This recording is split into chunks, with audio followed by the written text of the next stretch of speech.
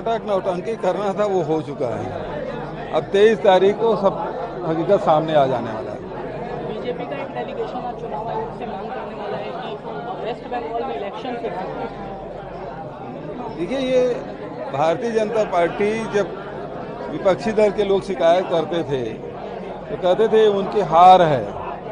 अब ये पूरे देश में भारतीय जनता पार्टी हार रही है, वहाँ भी इनको कोई फायदा होता दिखता नहीं रहा। ईवीएम फिर तो विपक्ष के रडार पर है, शुरू से है ईवीएम के, और खासकर निर्वाचन आयोग की जो कार्यशैली है इस पे लोगों का विश्वास घटा है।